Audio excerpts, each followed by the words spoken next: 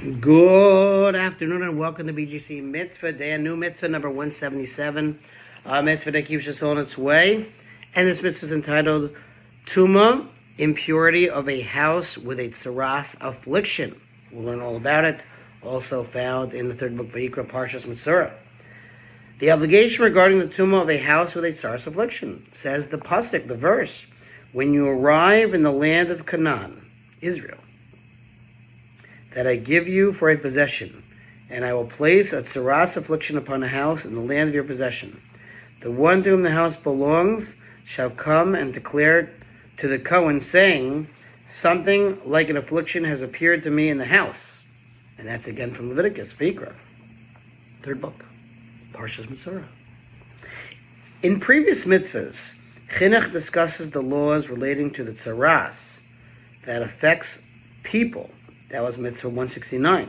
And garments, Mitzvah 172. In this Mitzvah, the Chinuch discusses the phenomenon of Tzaraas. Again, that's the mark, a special mark that only the Kohen can identify, usually based on Lashon Hara, that affects houses, which appears as a discoloration of the stones of the house. The procedure for the house that appears with Tzaraas is set out at length in the passage beginning with the verses cited above, and by the oral tradition. Some features of this procedure can be described as follows. One who sees a Tzaraas discoloration on the walls of his house must summon a Kohen, a priest, to the house to diagnose whether it fits the criteria for Tzaraas of the house. Not a contractor, not a painter, but a Kohen.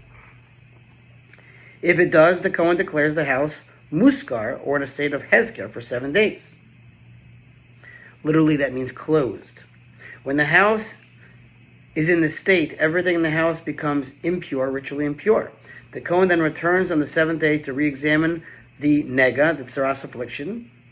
Depending on whether the nega has lessened, remained the same, or grown, the law requires either that the nega be scraped off, or that the stones be removed and replaced, or that the house be declared muskar for another week.